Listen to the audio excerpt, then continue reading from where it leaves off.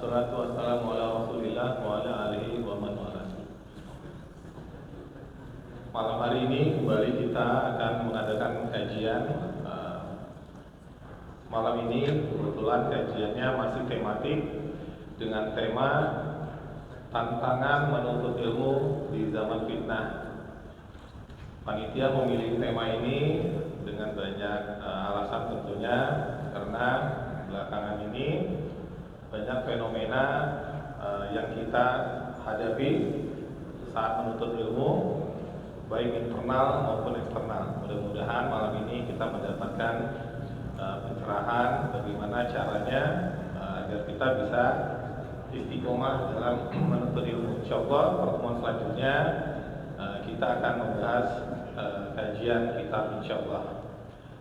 Kembali kami ingatkan kepada seluruh jamaah sebagai adab dalam menuntut ilmu, diharapkan jamaah bisa merapat kepada sumber ilmu, meluruskan niatnya, dan ini yang mungkin jarang kami ingatkan, untuk selalu membawa catatan atau mengikat ilmu dengan tulisan. Itu saja yang bisa kami sampaikan malam hari ini. Kepada Ustadz, waktu dan tempat kami persilahkan. Assalamualaikum warahmatullahi wabarakatuh.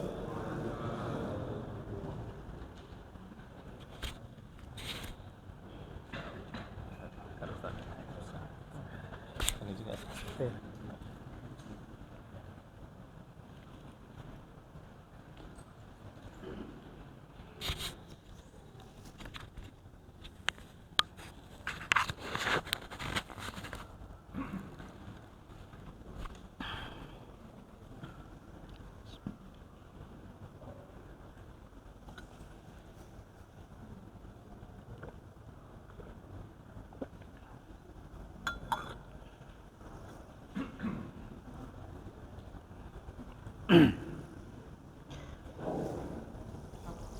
Bismillahirrahmanirrahim. Assalamualaikum warahmatullahi wabarakatuh. Alhamdulillah. Alhamdulillahi hamdan katsiran tayyiban mubarakan fih, kama yuhibbu rabbuna wa yarda. Assalatu wassalamu al-akmalani al-atamman ala khairi bariyatihi wa ala alihi wa sahbihi wa man ihtada bisunnatihi. Amma ba'du. Bapak Ibu jamaah kajian ba'da maghrib malam Rabu Masjid At-Tawwab rahimani wa rahimakumullah. Alhamdulillah, sebuah nikmat yang sangat besar sekali kita masih diberi kesempatan oleh Allah Subhanahu wa taala untuk bermujalasah, bermuwajahah, kembali duduk bersama, kembali bertemu dalam rangka menjalankan salah satu kewajiban di antara kewajiban-kewajiban kita yang barangkali di luar sana banyak kaum muslimin yang mempunyai sedikit kesempatan untuk melaksanakan kewajiban ini, yakni kewajiban menuntut ilmu Allah. Sebagaimana sabda Nabi sallallahu alaihi wasallam, talabul ilmi fardhatun ala kulli muslim. Menuntut ilmu hukumnya wajib, fardhah. Bahkan sebagian ulama kalau menjelaskan antara wajib dengan fardu, sebagian ulama menyatakan fardu itu hukumnya lebih tinggi daripada wajib. Kenapa menuntut ilmu itu wajib? Karena menuntut ilmu adalah sumber keselamatan. Karena menurut ilmu sumber keselamatan. Baik keselamatan seorang hamba di dunia ataupun keselamatan seorang hamba di akhirat kelak. Tema kita pada malam hari ini, subhanallah, yaitu tentang menuntut ilmu di zaman fitnah. Nah, mungkin ini kita sedikit jelaskan tentang judul tema kita, Apa itu zaman fitnah? Ya, mungkin sebagian orang sekilas kalau dengar kata fitnah itu menuduh orang gitu ya. Bukan ini yang kita maksudkan. Yang dimaksud fitnah di sini adalah istilah fitnah dalam syar'i, dalam syariat atau dalam Islam. Fitnah secara sederhana bisa kita terjemahkan sebagai ujian. Atau semua hal yang buruk itu disebut dengan apa? Fitnah. Kenapa zaman ini disebut dengan zaman fitnah atau zaman ujian? Karena Nabi SAW menyabdakan, mewanti-wanti kepada para sahabat, la ya'ti 'alaikum zamanun illa walladhi ba'dahu syarrun min. Tidak akan datang suatu zaman kecuali zaman yang setelahnya akan lebih buruk dari zaman sebelumnya. Masya Allah. Ya, contoh kecil. Mungkin zaman dulu sekali, ya, yang dipertontonkan di televisi itu, ya, itu kalau orang pacaran biasanya itu orang-orang mungkin anak-anak udah memang sudah waktunya untuk menikah. Zaman berikutnya anak-anak kuliah yang dipertontonkan pada melakukan hubungan haram. Zaman berikutnya subhanallah anak-anak SMA. Berikutnya lagi anak SMP. Berikutnya lagi. Masya Allah. Ya.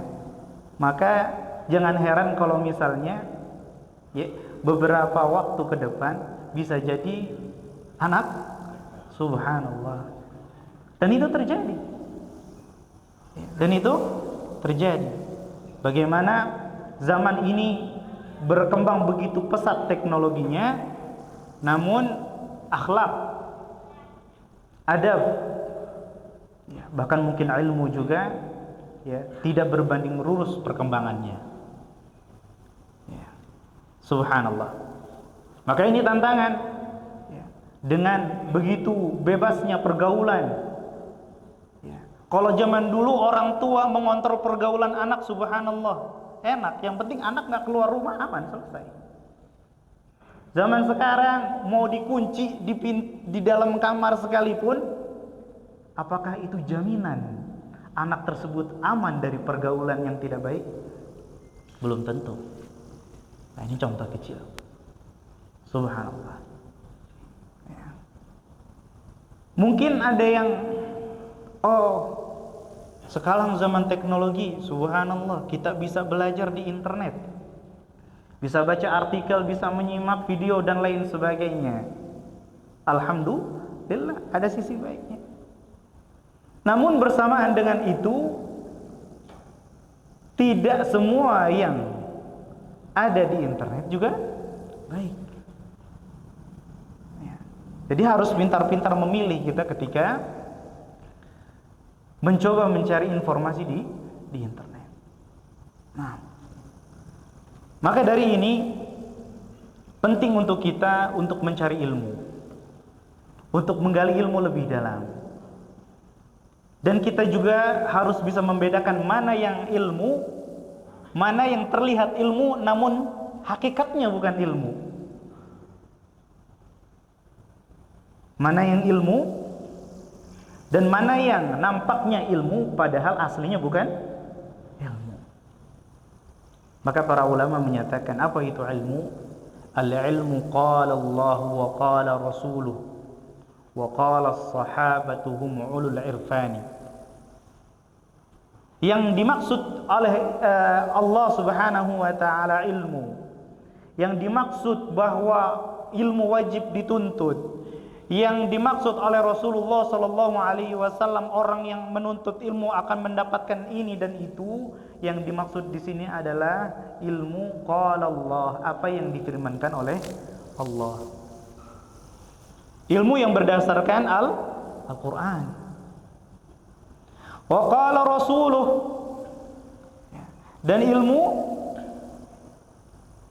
qala rasuluhu, apa yang disabdakan oleh Nabi kita Muhammad sallallahu alaihi wasallam. Ilmu berdasarkan hadis yang sahih. Ilmu berdasarkan hadis yang sahih. Banyak subhanallah orang suka share di sosial media yang penting berbau Islam. Asal share. Katanya ada hadisnya, tapi entah itu hadis sahih atau hadis dhaif atau waliyadzubillah bahkan palsu. Tapi kan ini mengajak kebaikan.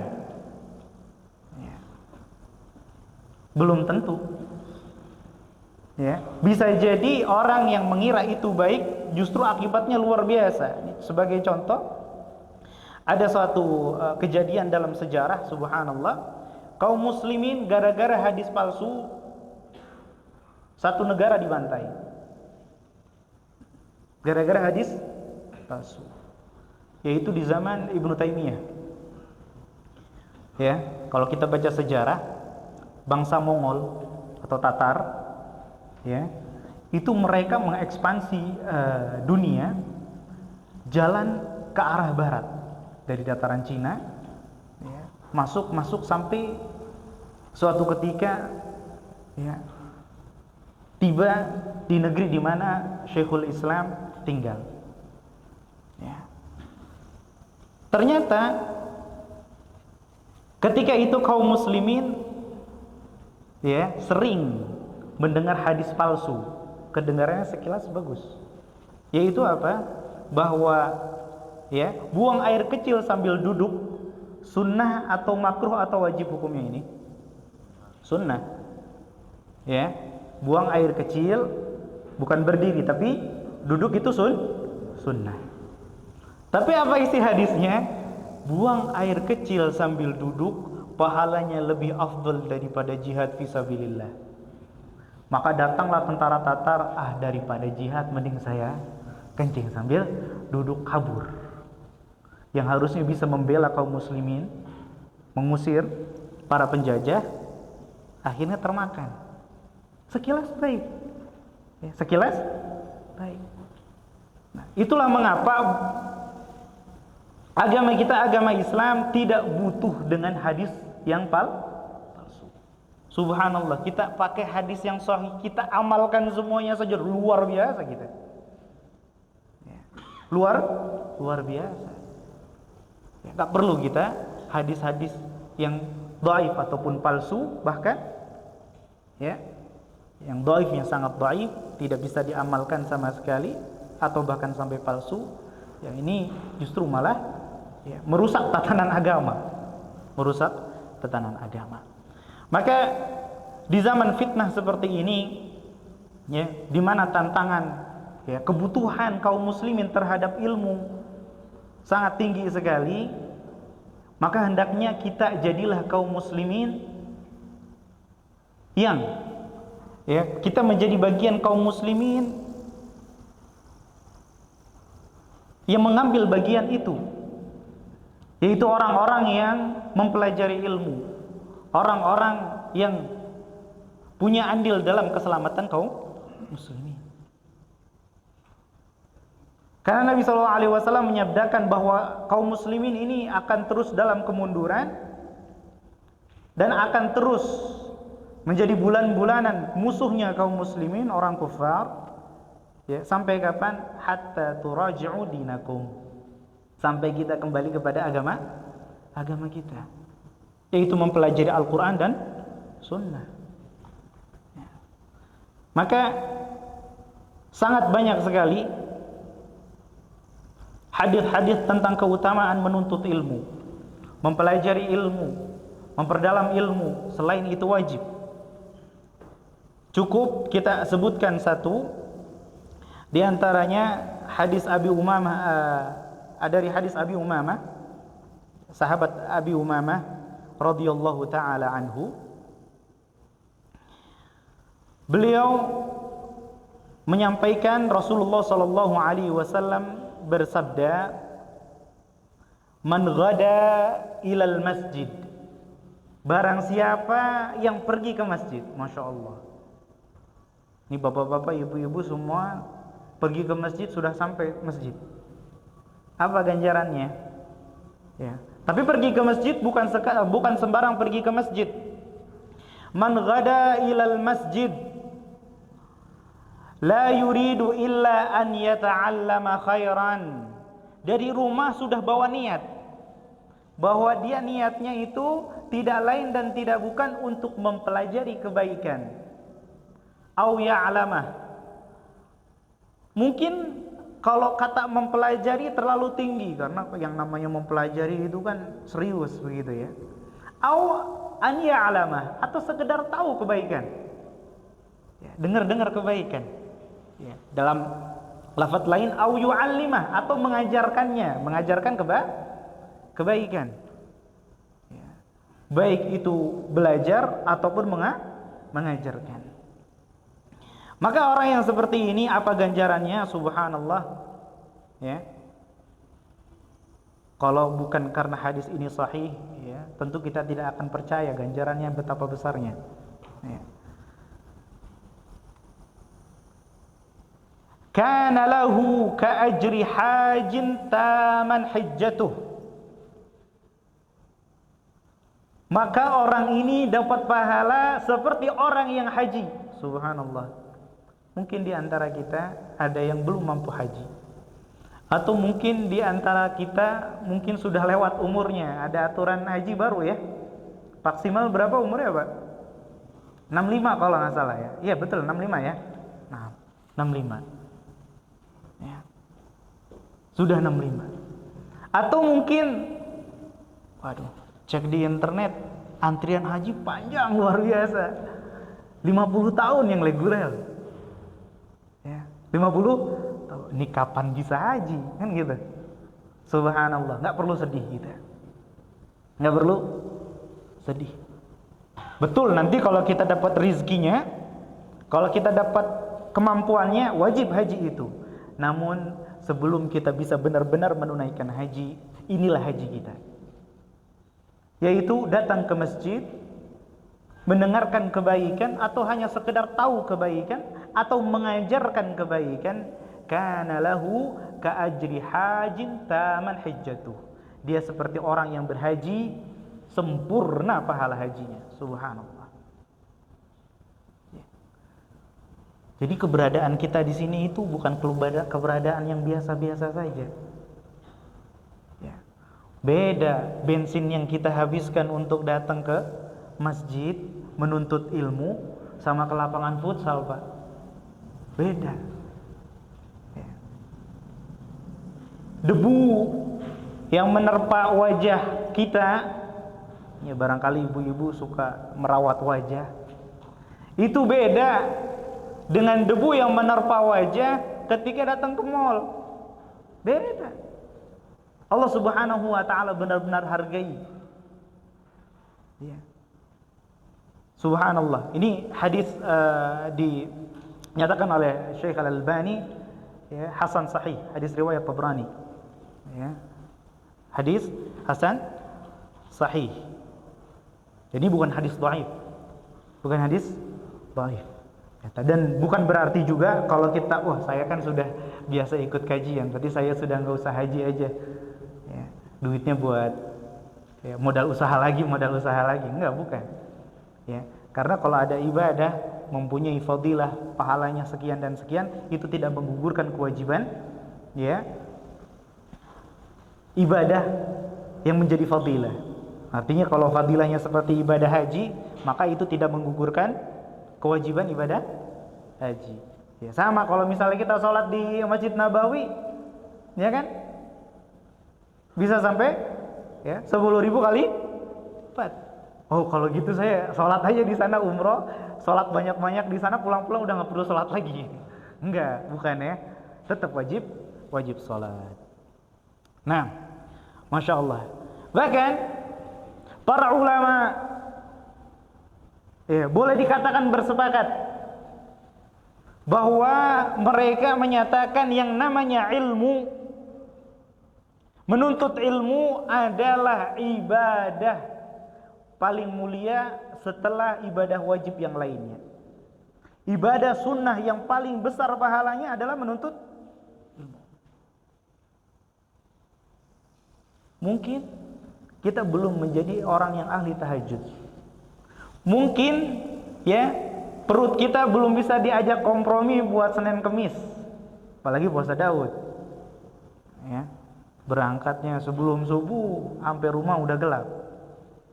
Ya, kapan sahur, kapan buka kan gitu. Mungkin ya gaji kita belum bisa kita sisihkan banyak untuk bisa bangun sekolah, buat sedekah, santunan anak yatim rutin. Ya paling ngisi kenceleng aja kan. Tapi kita bisa kejar itu semua dengan datang ke majelis ilmu, mencatat ilmu dan mempelajari ilmu. Maka Al-Imam Ahmad rahimahullahu taala menyatakan apa? Al-ilmu la ya'diluhu syai'un. Ilmu itu enggak ada yang sebanding dengannya. Enggak ada yang sebanding dengannya. Ilmu itu tidak ada yang sebanding dengannya. Ibadah apapun. Ibadah apapun. Jadi setelah kita melaksanakan yang wajib-wajib, maka sunnah yang paling atas ini adalah menuntut ilmu. Itu menuntut ilmu yang sunnahnya ya, karena ada ilmu-ilmu yang wajib juga. Ilmu tentang syahadat kita, ilmu tentang salat kita, itu wajib itu. Hukumnya wajib. Ilmu tentang zakat, puasa dan seterusnya. Ya, ilmu tentang ibadah wajib ya, hukumnya wajib. Selain itu sunnah, tapi sunnah nomor berapa? 1. Yang pertama. Nah, tadi kata Imam Ahmad, la ya'diluhu syai'un. Tidak ada yang sebanding dengannya. Buat siapa? Liman sahhat niyatuhu. Buat orang yang benar niatnya. Nah, ini jadi catatan juga. Ya, jadi datang ke masjid, subhanallah, wah, ya, sudah dapat pahala haji, ini pulang-pulang bisa dipanggil Bang Haji nih. Nah, tapi koreksi juga kita niatnya ya. Apakah sudah benar atau belum? Ya. Liman sahhat niyatuhu.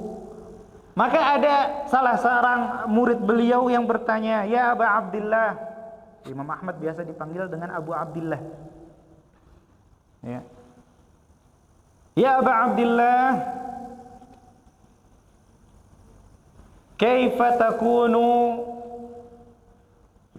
salihatan atau sahihatan atau kaifa sahhat niyatuh? Bagaimana niat seseorang dalam talabul ilm, dalam menuntut ilmu bisa dikatakan benar? Kapan sih kita bisa tahu niat kita dalam menuntut ilmu ini udah benar atau belum? Ada indikasinya, ada cirinya. Ya. Kata beliau, antanwiya, engkau menuntut ilmu dengan niat, dengan maksud, sudah dibawa itu niat dari rumah, apa itu? Raf'al jahli an nafsik wa an ghairik. Kau niatkan bahwa menuntut ilmunya itu untuk menghilangkan kebodohan, ketidaktahuan, kejahilan yang ada pada dirimu. Cukup tidak? Wa an ghairik, dan juga ketidaktahuan, kebodohan pada orang lain. Jadi yang namanya nuntut ilmu bukan hanya sekedar datang, hadir, ketemu sama kenalan baru, dapat bisnis baru misalnya, enggak. Tapi tujuannya adalah ya, bahwa kita harus menyadari bahwa diri kita banyak enggak tahunya. Dan subhanallah ya, orang yang belum mencicipi menuntut ilmu, dia kira dia banyak tahunya. Ya, dia kira banyak Dia kira dia banyak tahunya. Namun kalau sudah terus belajar ilmu, maka dia baru sadar ternyata banyak sekali yang belum kita pelajari. Banyak tentang Al-Quran. Kita pikir belajar Al-Quran ya udah tahsin udah selesai. Ya, belum tafsirnya, belum riwayat cara bacanya. Ya, baca saja nggak cukup, bahkan penulisannya itu ada, kenapa hurufnya ada titiknya, kenapa titiknya 3, kenapa titiknya 2, itu semua ada ilmunya. Luas sekali ilmu. Subhanallah. Maka kembali ana nasihatkan kepada diri ana pribadi, ya, dan kepada jamaah sekalian. Pertama, ketika kita menghadapi zaman fitnah, dalam menuntut ilmu, yang pertama dan yang paling utama adalah meluruskan niat. Itu paling utama. Supaya benar-benar kita dapat fadilah yang dijanjikan oleh Allah dan Rasulnya. Ya. Yarfa'illahu alladhina amanu minkum walladhina utul ilma darajat. Ada keistimewaan bagi orang-orang yang menggabungkan antara iman dan ilmu. Ada orang beriman saja, tapi ilmunya kurang. Ya. Ada ilmu saja, imannya kurang, amalan dari ilmunya kurang, rendah dua-duanya. Tapi orang yang menggabungkan antara iman dan ilmu, maka inilah orang yang berhak mendapatkan derajat yang tinggi di sisi Allah Subhanahu wa ta'ala. Berikutnya,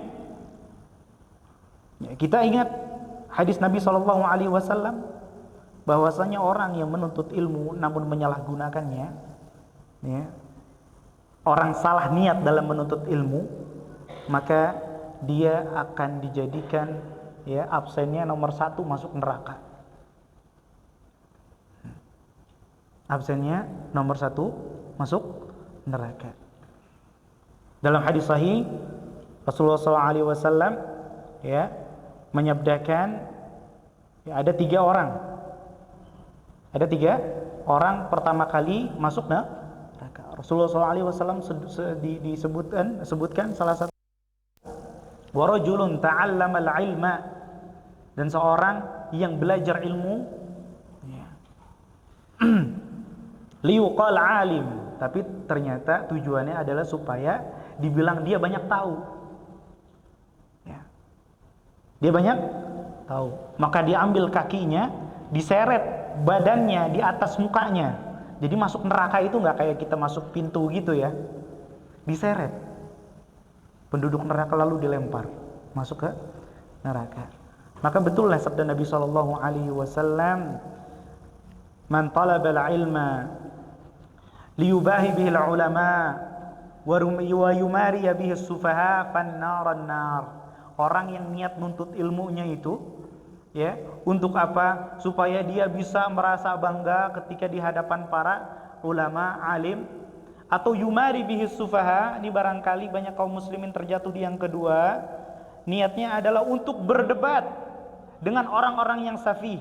Safih itu bukan orang bodoh, ya. Safih itu mungkin dia punya informasi, tapi safih itu lebih ke cara berpikirnya. Dungu lah kalau kita bilang. Yumari bihis sufaha, ya, debat di internet, subhanallah, panjang, diladenin komen orang. Ya. Semua yang lagi diramaikan di di internet ikut komen. Aduh, ini apa ya? Saya bantahnya gimana ya? Hati-hati. Jadi yang namanya menuntut ilmu bukan untuk bantahan. Kadang ada guna. Ya, mau kita datangkan dengan 1000 ayat, kalau orang sudah nggak mau nolak, berbantah-bantahan, nggak akan terima. Maka kita hindari niat-niat yang seperti ini.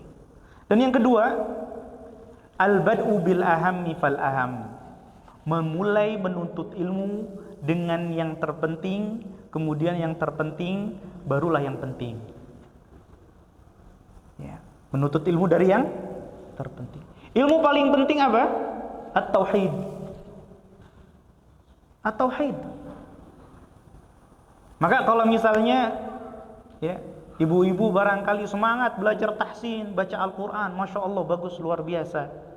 Ya, ikut grup belajar Al-Quran itu bahkan 1 pekan itu berkali-kali. Ya, harus punya majelis-majelis tauhid, belajar kitab-kitab tauhid. Ya. Memperkuat akidah.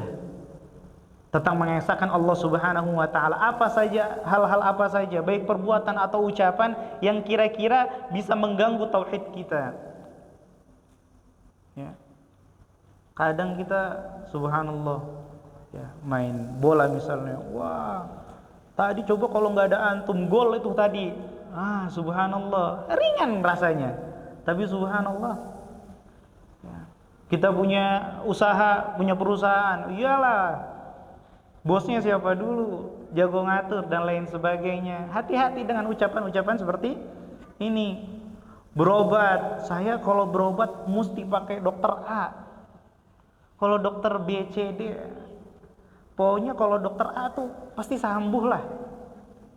Saya sudah yakin lah sama dokter A. Subhanallah. Masih perlu banyak kita dalam tauhid. Bil aham fal aham. Sudah tauhidnya ibadah. Yang pertama tentang salat. Pastikan kita sudah selesai bab salat. Pastikan ya, sebelum kita meninggal sudah selesai bab salat. Sebelum bab salat apa? Bersuci. Wudunya kita harus sesuai sunnah. Nggak mungkin diterima salat kita kalau wudu kita ya, cuman buka keran, ya, tonjok-tonjok, tendang-tendang, selesai. Kan kadang gitu ya.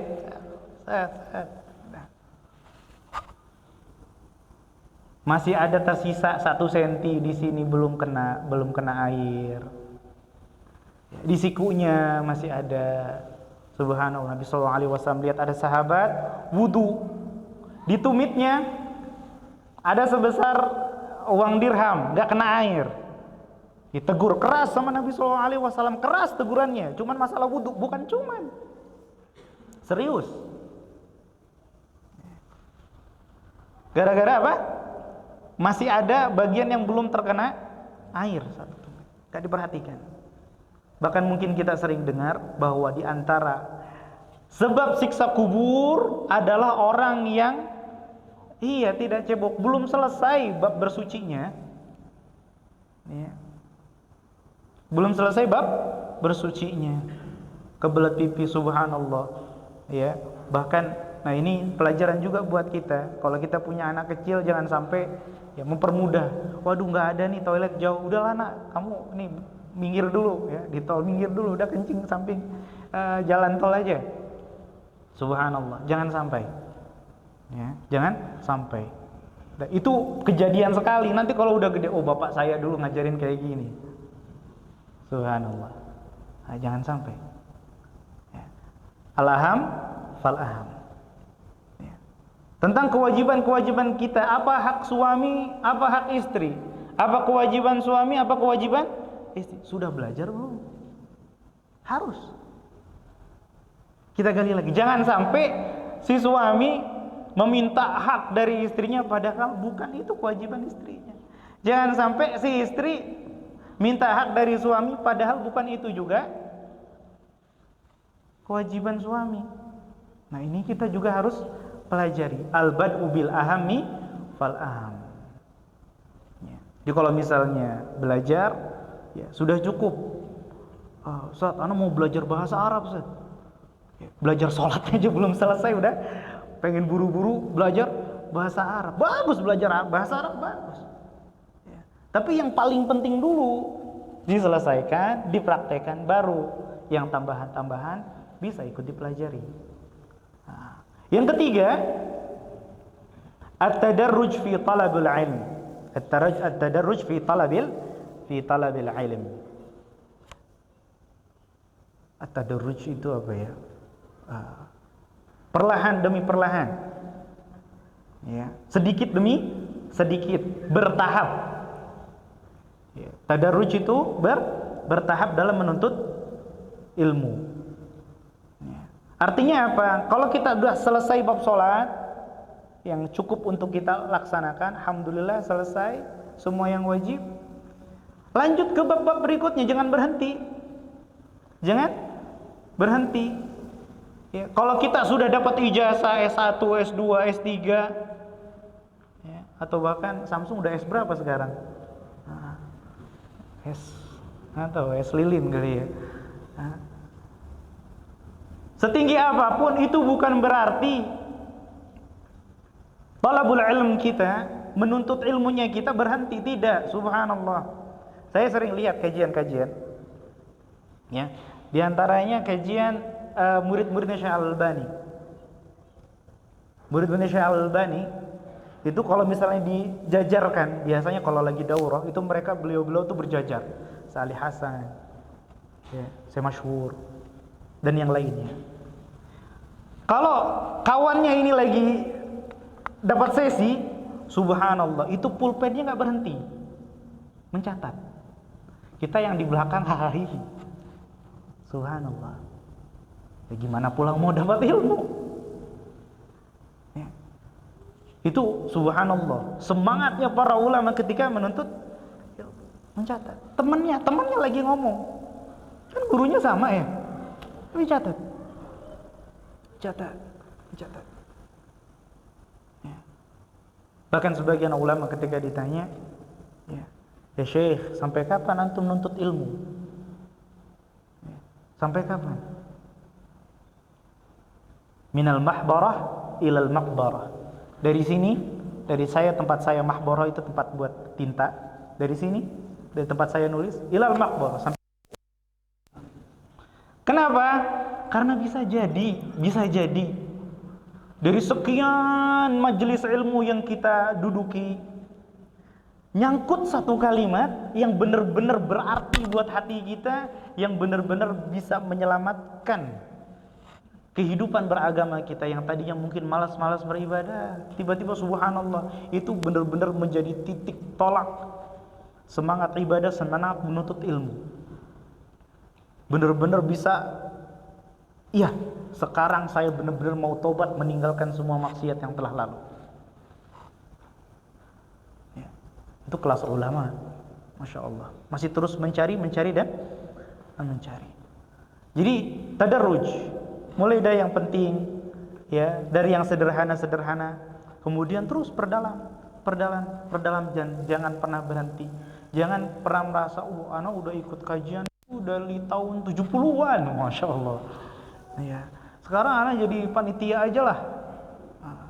Dan antum yang muda-muda, ayo belajar. Nggak ada. Terus, ya, terus. Nah, itu yang ketiga. Kemudian yang keempat, ya, dan ini penting sekali, ya, ad-dirasah ala yadi alim atau syekh. Belajar dengan guru. Ya, dalam Islam nggak ada istilahnya belajar agama otodidak. Oke lah, kita belajar apa yang lagi ramai sekarang, ya. Ya. Ya. Belajar program, belajar desain, bisa. Belajar bisnis, bisa kita otodidak. Belajar agama jangan. Kenapa jangan? Karena nanti kalau kita paksakan diri kita belajar otodidak tanpa guru, ya, pokoknya beli buku ya udah saya baca, beli Al-Quran terjemahan saya baca, langsung saya amalkan, subhanallah. Ya. Nanti baca waqtulul musyrikin haitsu wajadtumu, bunuhlah orang musyrik dimanapun kalian menemukan mereka. Langsung tetangganya dibunuhin semua. Wah, radikal ini. Nggak tahu ini ayatnya buat yang mana. Ya. Orang yang belajar tanpa guru, ya, kerusakan yang dia timbulkan lebih besar daripada kebaikan yang ia dapatkan atau berikan. Ya mungkin ada baiknya, kita nggak nafikan, ya, namanya dia belajar agama pasti dapat 1-2 kebaikan, tapi mafsadahnya, keburukannya, kerusakan yang ditimbulkan akan jauh lebih besar. Bahkan nggak ada artinya itu kebaikan-kebaikan sedikit yang mungkin kebaikannya, ya, yang tadinya nggak pernah senyum, mukanya dilipat seakan-akan giginya aurat gitu, ya, udah bisa senyum, ya. Tapi ya, kesesatan-kesesatan yang ia bagikan jauh lebih besar, bahaya. Ya, maka perlu yang namanya guru. Ya, kita nggak mencukupkan diri belajar agama dari rumah cukuplah sudah. Ya. baca artikel selesai. Ya. Karena terkadang bahasa tulisan dengan bahasa lisan kan kadang berbeda. Kita baca SMS aja yang maksud nulisnya halus banget, kita nangkepnya, oh ini orang marah-marah. Ya. Kadang berbeda. Maka perlu datang ke majelis-majelis. Ya. Dan di sinilah berkah turun.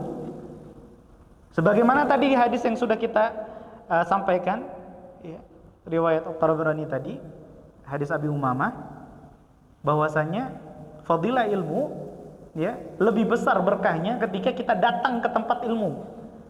Makanya banyak para ulama mengatakan al ilmu yu'ta wa la ya'ti. Ilmu itu didatengin, bukan disuruh datang. Ya. Ilmu itu didatangi, bukan diminta untuk datang. Baik. Berikutnya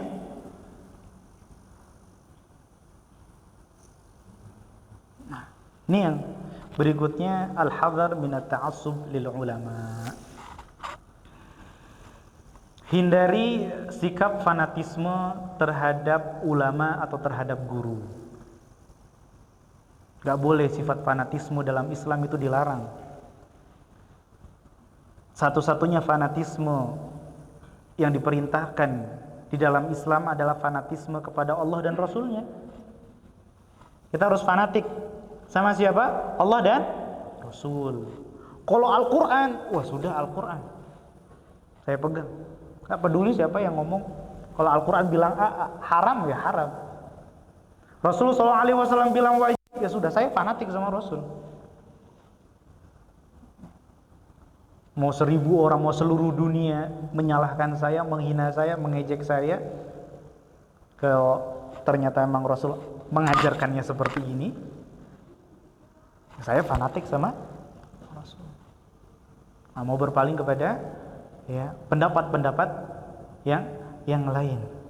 Maka Allah Subhanahu wa taala berfirman, ya ayyuhalladzina amanu la tuqaddimu baina yadayillahi wa rasulih wattaqullah. Wahai orang-orang yang beriman, jangan kalian mendahului Allah dan Rasulnya. Jangan kalian mendahului Allah dan Rasulnya.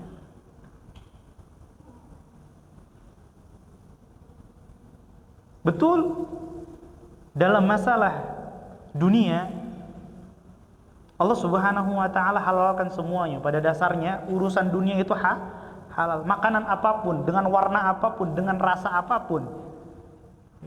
Yang ini panas, yang ini dingin, mau dicampur jadi satu juga terserah. Mau ada es goreng, mau ada kan ya es goreng ya. Es krim goreng, subhanallah. Mau dibikin kayak apa? Pada dasarnya halal. Kecuali yang Allah nyatakan haram, dan itu sedikit.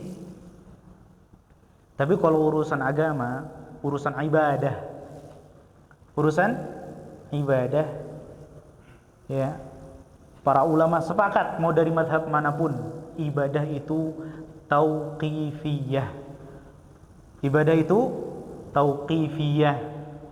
Ibadah itu tauqif itu dari kata waqaf. Waqaf itu artinya berhenti.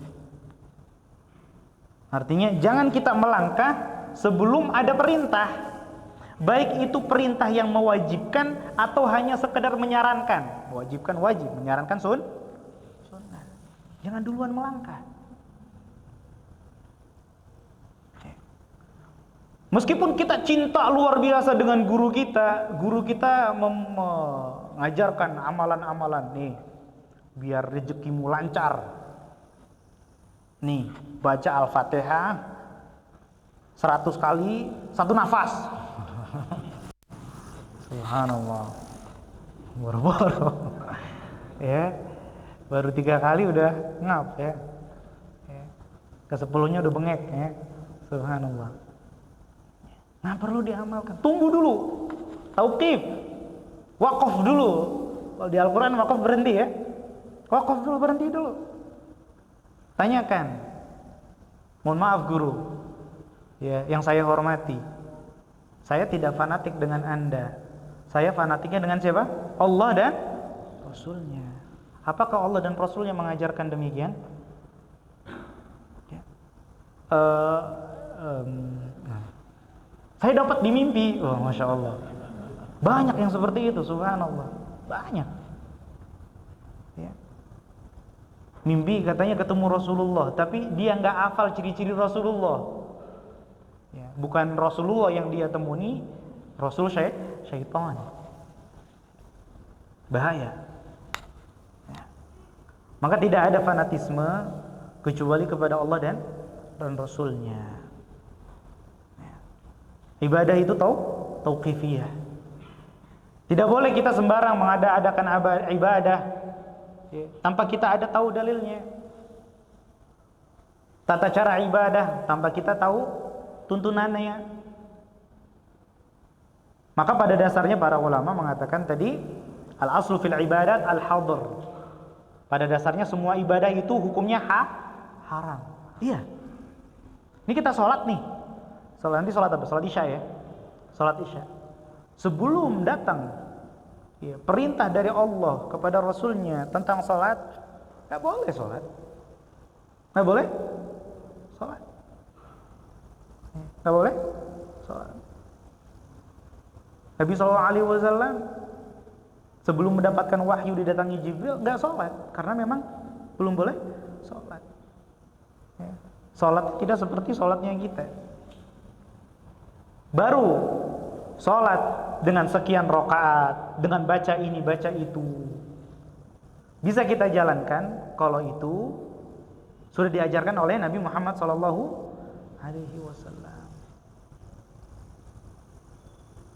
Subhanallah.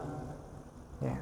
Bahkan ya, saking harus fanatiknya kita terhadap Allah dan Rasulnya, terutama dalam masalah ibadah.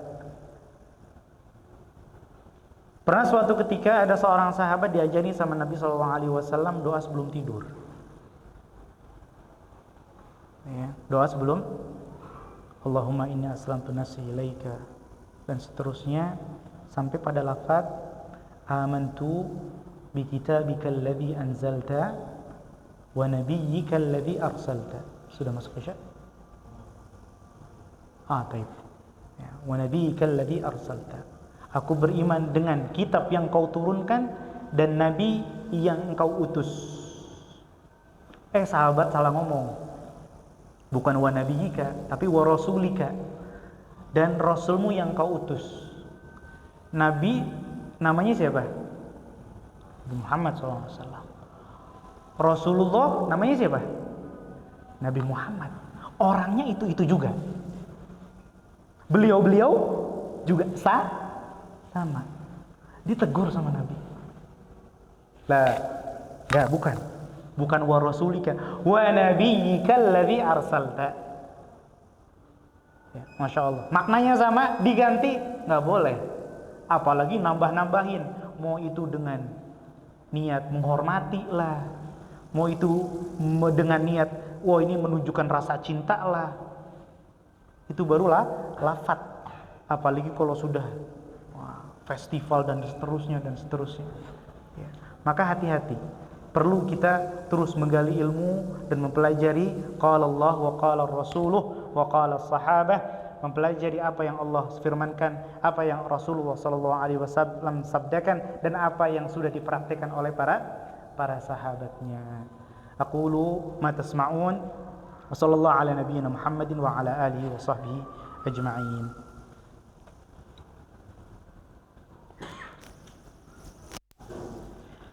Bismillah wa kafa wassalatu wassalamu ala nabiyil mustafa. Ba'd. Jemaah rahimakumullah, kita lanjutkan sebentar dengan sesi tanya jawab.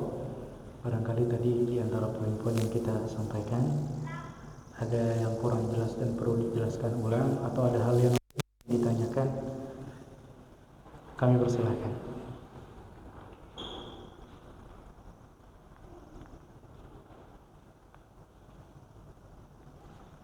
Silakan. Waalaikumsalam warahmatullahi wabarakatuh.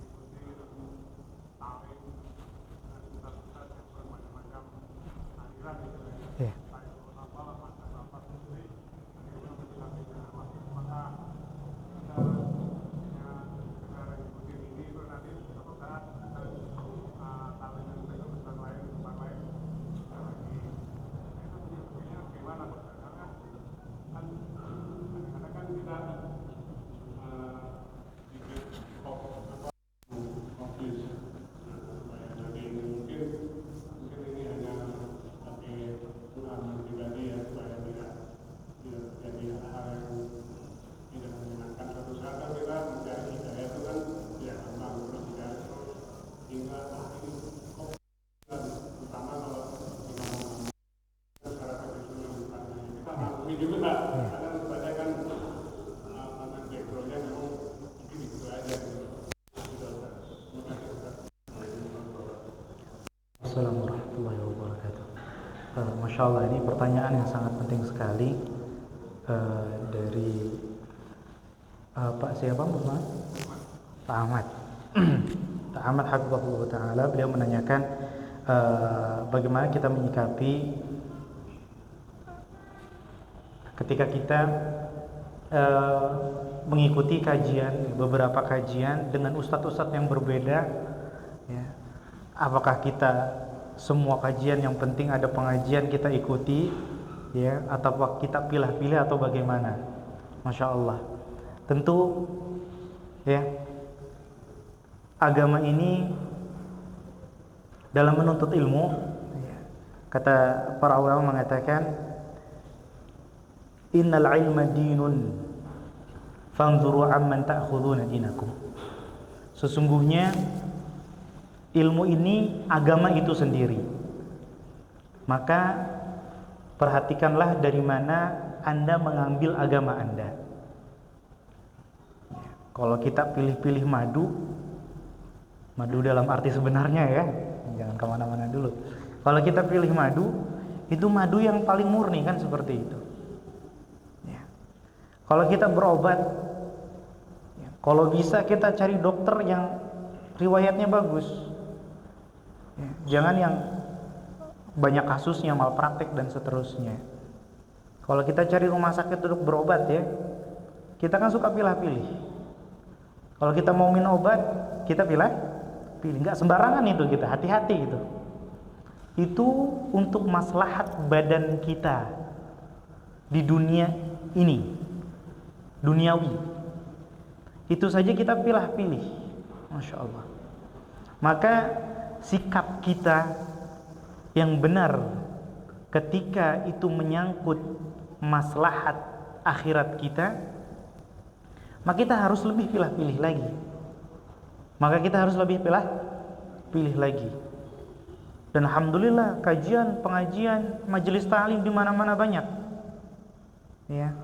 Paling tidak kita dapat satu sinyal bahwasanya sesungguhnya kaum muslimin ini, subhanallah, ghirah, semangatnya terhadap agama sangat tinggi. Hanya saja terkadang ada yang mendapatkan guru yang tepat, kadang ada yang kurang tepat. Tapi paling tidak kabar baiknya adalah kaum muslim ini sebenarnya subhanallah semangat agamanya luar biasa. Ini kita harus sambut baik. Lalu bagaimana cara memilihnya? Ya. Kalau kita cari rumah sakit, cari dokter, kan ada banyak cara. Baik itu dengan pengalaman atau dengan rekomendasi orang. Tapi apa standarnya kalau kita milih pengajian agama? Yaitu tadi kembali, kajiannya ilmu bukan? Kajiannya ilmu atau bukan? Ilmu itu apa? Yaitu tadi, qala wa qala rasuluh wa qala sahabat. Yang Allah firmankan, yang Rasulullah SAW sabdakan, ya, yang diamalkan oleh para sahabat, itulah ilmu. Maka kalau kita misalnya masuk ke majelis ilmu baru, diajak kawan atau yang lainnya, coba dengerin dulu, ayo coba, nggak apa-apa. Simak dari awal sampai akhir, banyak ketawanya atau banyak Allah Subhanahu wa taala berfirman, Nabi SAW bersabda, bisa kelihatan. Ya. Kalau banyak ketawanya, mending nonton stand up comedy, ya. Orang denger ketawa. Padahal Rasulullah SAW yang menjelaskan bahwa kathratu ad-dhahik tumitul qalb, terlalu banyak tertawa itu bisa mengeraskan hati. Ya. Jadi itu indikasinya. Ya. Pengajian yang sehat adalah pengajian yang di dalamnya dikaji qala Allah wa qala Rasuluh wa qala sahabat. Itu paling ketaranya. Oh, Masya Allah. Ya, setiap kali ada ilmu itu ternyata ada dalilnya. Oh, Allah berfirman demikian. Mengajarkan, Bapak Ibu silakan ini amalkan, amalan bagus ini Bu. Saya sudah praktekkan pengalaman. Apakah pengalaman itu dalil? Bukan. Dalil itu dan Rasulullah SAW. Itu paling mudahnya.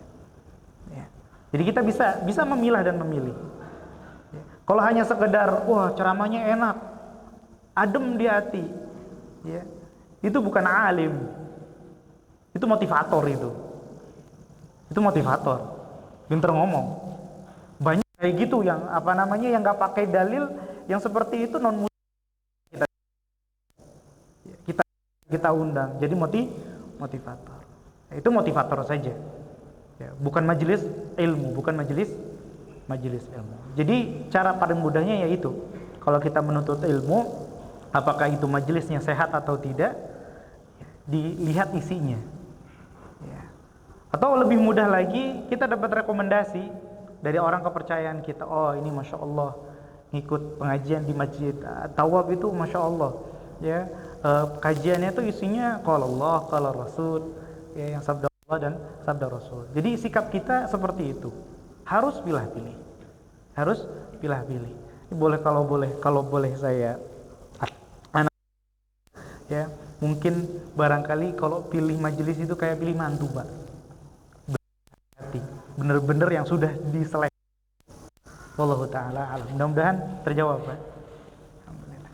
Barangkali ada yang lain, tafadhol, satu atau dua pertanyaan lagi. Tafadhol. Mungkin yang di depan dulu, nanti kita ke yang belakang. Ini Ustaz, mohon dijelaskan kembali. Ada 3 hal orang yang bisa masuk neraka disebabkan masalahnya dalam menuntut ilmu. Saya tadi kurang begitu jelas apa saja itu. Oh, Masya Allah. Tadi kita sebutkan salah satu adalah orang yang menuntut ilmu. Boleh pertanyaannya, barangkali Ummahat kurang dengar, bahwasanya ada 3 orang yang diazab di neraka sebelum para penyembah berhala. Orang yang pertama kali mencicipi neraka itu bukan Firaun, bukan Abu Jahal, bukan. Tapi 3 orang ini. Yang pertama adalah rajulun ta'allamal ilma liyuqala alim. Orang yang belajar ilmu supaya dia dibilang banyak berilmu. Ya. Kemudian dipanggil sama Allah. Fa utiya bihi. Ya. Fa'arrafahu ni'amahu fa'arafa. Kemudian Allah tampakkan semua nikmat-nikmatnya. Ya, diberi kecerdasan, diberi pemahaman yang kuat, hafalan yang luar biasa. Ditanya, apa tanggung jawabmu? Maka dia jawab dengan bangganya, saya belajar ilmu, saya mondok, saya datang di majelis taklim. Ya, maka Allah bantahkan.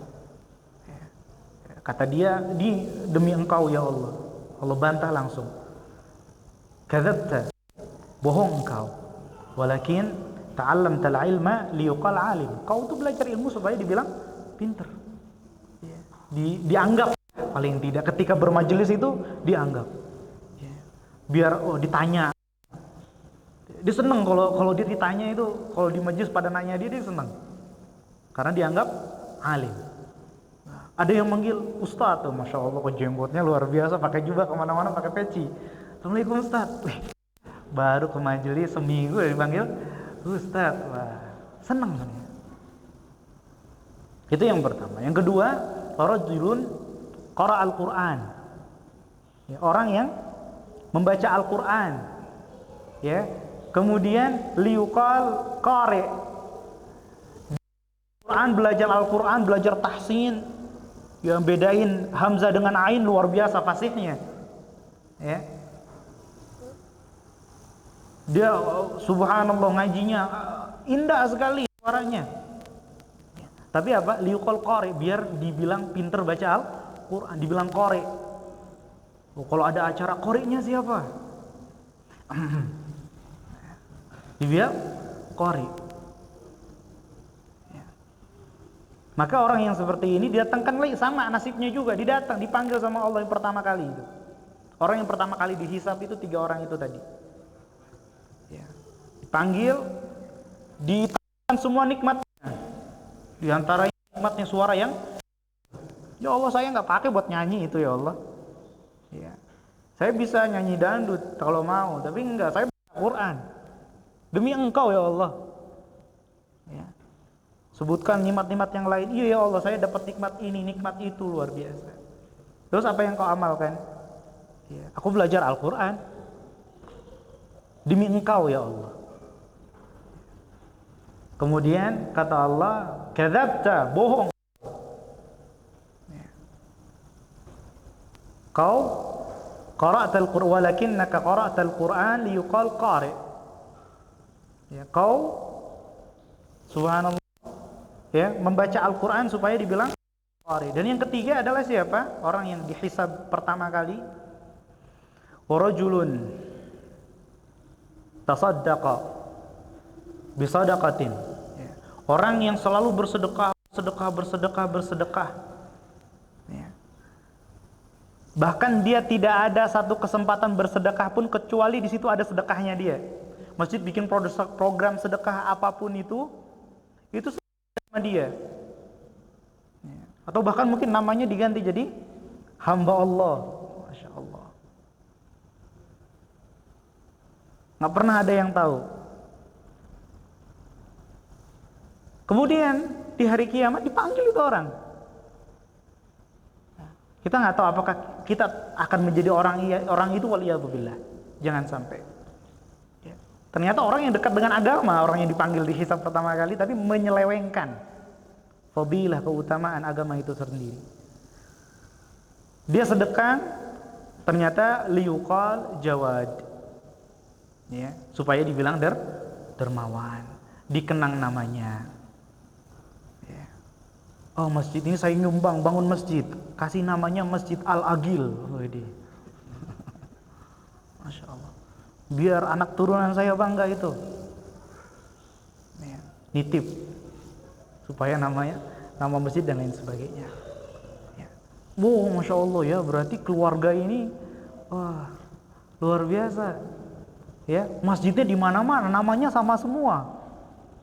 Ya, namanya sama semua. Hati-hati dengan yang seperti ini. Bagi-bagi sejadah, Masya Allah, di belakangnya. Ya. Masya Allah. Bagus untuk beribadah, sedekah jariyah. Tapi biar dibilang, Masya Allah ya, saya di masjid atau ada sajadah ini. Saya ke Sering-sering ada. Saya ke kemana-mana ada, sampai pun ada, subhanallah. Maka orang yang seperti ini, ya, Allah bilang kadzabta, bohong kau. Ya, bohong. Walakinnaka tasaddaqta liyuqala jawad. Kau bersedekah supaya dibilang dermawan. Nah, orang ketiga-tiganya ini fa'umira bihi, ya, fasuhiba ala ra'sihi thumma ulqiya finnar. Ya, dipanggil malaikat, diambil kakinya, ditarik di atas wajahnya, subhanallah. Hina sekali. Dia ditarik di atas wajahnya, ya, kemudian dilempar. Itu kayak petugas kebersihan melempar sampah agak berat itu. Seret, kemudian dilempar. Subhanallah. Itu tiga manusia yang pertama kali dihisab. Kalau amalan pertama kali dihisab apa? Salat. Tapi manusia yang pertama kali dihisab, ya, tiga orang tadi. Ternyata mereka adalah orang-orang yang dekat dengan agama. Maka terus kita tajdidun niyah, kata para ulama, memperbarui niat. Dan ini penting. Niat itu nggak cuma di awal saja. Kita salat Allahu Akbar, niat benar di awal. Ya, koreksi lagi, rakaat kedua masih lurus nggak? Ketiga, pikiran udah kemana-mana atau ya masih di masjid? Ya, seperti itu. Jadi tajdidun niyah. Sama kita thalabul ilmu juga perlu tajdidun niyah karena amalan ini panjang sekali. Ya, menikah apalagi mungkin di awal niatnya beribadah. Sudah 10 tahun, 20 tahun. Ya, udah lupa niat yang awal. Harus tajdidun, itu penting. Memperbarui niat itu penting. Wallahu taala wa alam. Mungkin di belakang. Waalaikumsalam warahmatullahi wabarakatuh.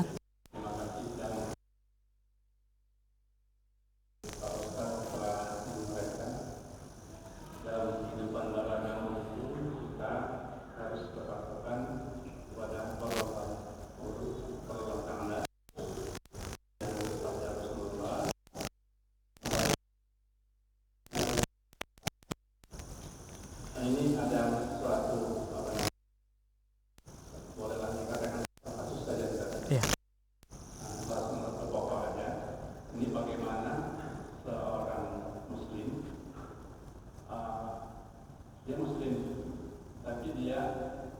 mungkin mengingkari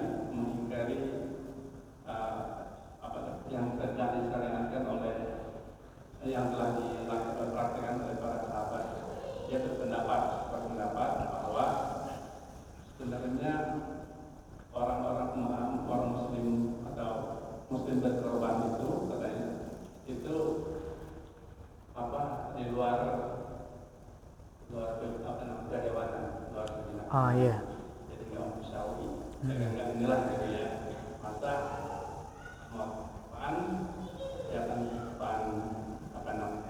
hewan-hewan yang lainnya itu merupakan kebiasaan.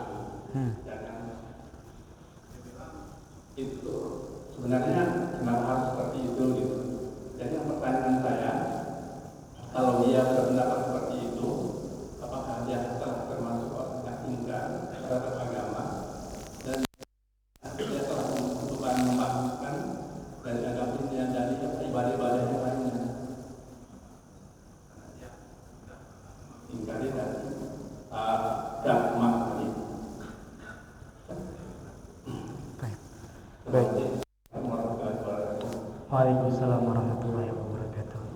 Ya mungkin saya coba simpulkan Pak ya pertanyaan tadi, apa hukum orang yang mengingkari salah satu syariat di antara syariat-syariat Islam, contohnya adalah berkurban.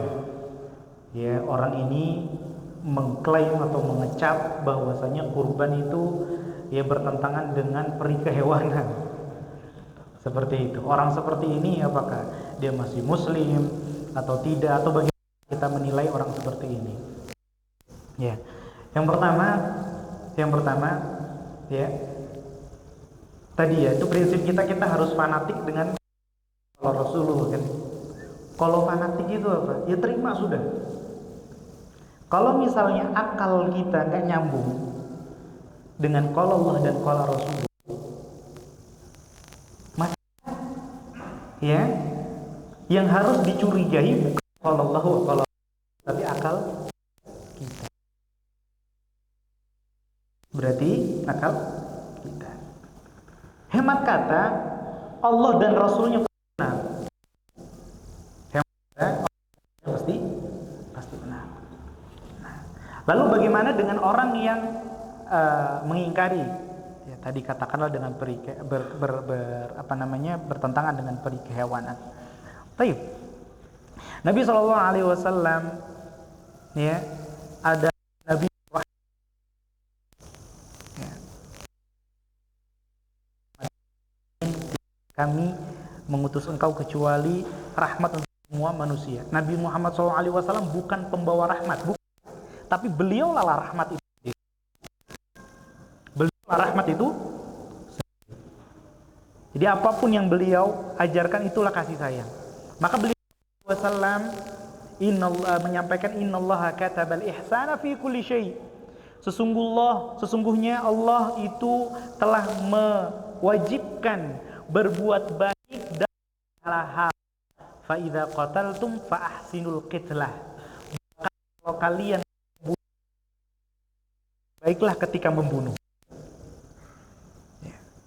Liyuhidda ahadakum syafratahu. Kalau menyembelih ya harus tajam. Nggak boleh asal golok dipakai. Ya. Harus yang tajam. Wal yurih dzabihatahu. Buat binatang kurbannya dibikin senang dulu. Jangan ditarik, jangan. Dibikin kasih makan, kasih minum. Ya. Jangan sampai dilihat pisaunya. Makanya tegur keras itu Nabi SAW ketika melihat ada sahabat yang mengasah pisau di depan binatangnya. Maka kata Nabi SAW, atubituhu mautat. Apakah engkau mau membunuh dia berkali-kali? Pokoknya biar dia nggak sadar tiba-tiba sudah. Ya. Nah. Jadi ada ihsan di sana. Karena kita diciptakan oleh Allah Subhanahu wa taala ya, sebagai makhluk yang bertaring, ya kan? Ada taringnya kita ya. Ditaring. Ya. Ya kalau kita makannya singkong terus nggak perlu taring kita. Gigi kambing. Tapi untuk makan daging. Kalau untuk makan daging, bagaimana cara makan daging? Cari cara yang terbaik, menyembelihnya. Dengan cara menyembelihnya. Sebagian ada yang disetrum. Ada yang ditembak. Ada yang nggak disembelih sama sekali. Ya.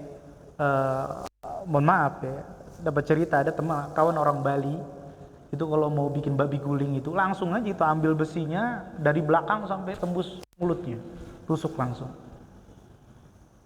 Kalau mau makan ayam, ya di bawah itu ayamnya taruh di ketiaknya, ya, kan kepalanya keluar ya, datang ke depan pintu rumah, ya posisikan lehernya di ambang itu.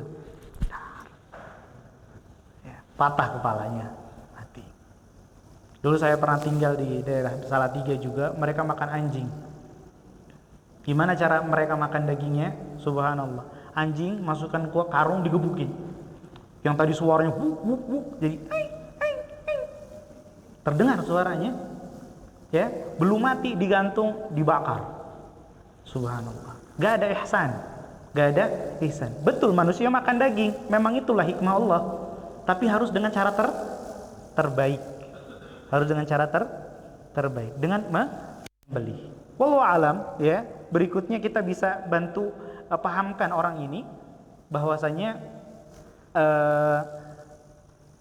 justru dengan menyembelih, memotong 2 urat itu, ya, si kambing atau si binatang kurban tidak merasa sakit sudah hilang itu.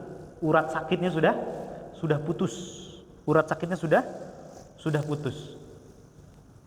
Adapun gerakan-gerakan itu, ya, ini beberapa pernah dengar ceramah atau kuliah, itu karena otaknya kekurangan darah, ya kan, karena habis, sehingga mengirim sinyal seluruh tubuh untuk mengirim darah ke otak. Geraklah. Justru yang terjadi apa? Seluruh darah di dalam tubuhnya itu keluar. Dan kalau kita tanya ahli gizi, darah itu makanan yang sehat, termasuk ya darah kurban itu harus dibuang. Kalau bisa, kalau menyembelih harus sampai darahnya habis dulu. Ya. Jadi memang harus cara terbaik. Kemudian kalau kita katakan membunuh binatang adalah tidak berperi kehewanan, maka dia makan apa? Tanaman, betul? Pasti kan jadi vegan ya. Vegetarian atau vegan, ya, kita nggak bahas bedanya apa di sini. Dia akan makan tanaman, berarti dia tidak berperi tumbuhan.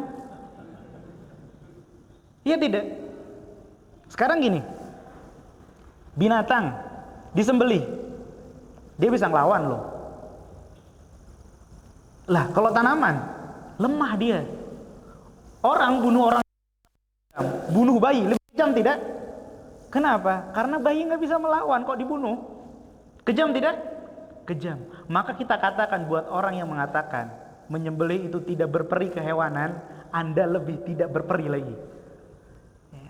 Karena Anda membunuh yang lebih lemah daripada hewan. Terus makan apa? Kan begitu?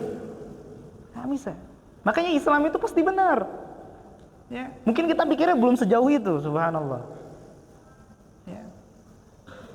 Belum lagi tadi kembali ke taring. Allah tidak mungkin menciptakan sesuatu dengan sia-sia. Terus apa fungsinya taring ini? Tapi harus jalan yang paling baik.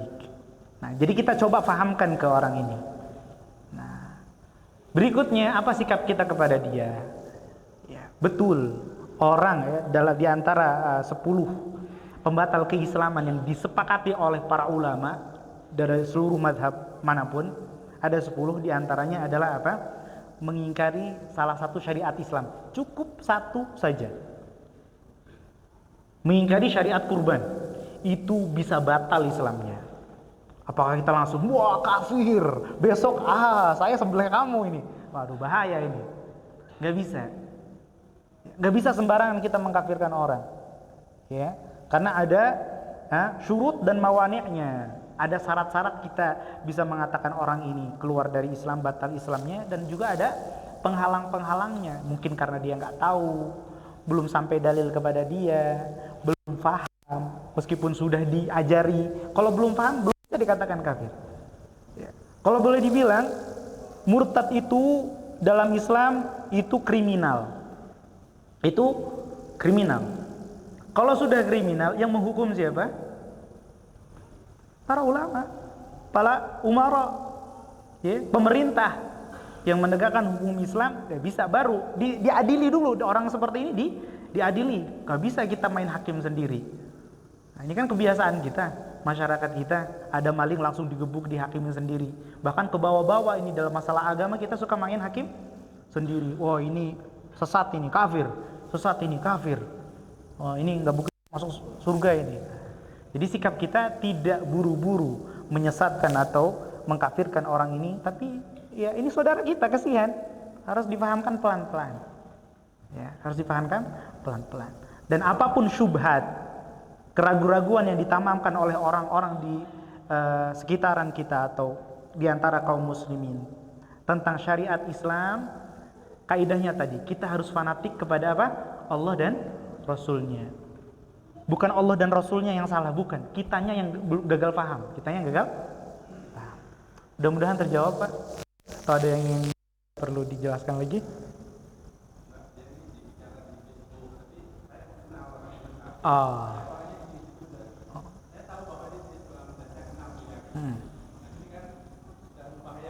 Iya. Masya Allah. Menyikapinya bagaimana kalau di sosial media seperti ini? Diamkan saja. Justru kalau kita tahu apa namanya istilahnya, kalau di sosial media ada algoritma ya. Algoritmanya itu bermain itu. Makin rame, makin menyebar justru. Makin banyak komen, dapat, kalau di YouTube dapat AdSense ya. Itu makin terkenal, makin bisa diakses sama semua orang. Tapi kalau sepi, udah kencengin aja. Makanya tadi kembali, niat kita dalam menuntut ilmu bukan untuk berdebat-debat seperti ini. Ya. Kalau mau membantah seperti ini bukan yang kayak kita. Ada ulama yang sudah bermampu, ya kita laporkan sama yang berwajib kalau seperti ini. Ya, kalau kita mau menegakkan keadilan, laporkan saja biar pemerintah yang menyelesaikan. Ya. Jadi bukan orang yang seperti kita. Justru kalau kita mau bergabung di situ hanya akan memperkeruh suasana. Kita mau kasih apa juga dia nggak bakal mengikuti kita. Wallahu taala ala wa alam. Saya rasa sudah cukup malam. Ya, kita sudahi dan kita tutup dengan doa kafaratul majelis. Subhanakallahumma wa bihamdika asyhadu an la ilaha illa anta astaghfiruka wa atubu ilaik. Assalamualaikum warahmatullahi wabarakatuh.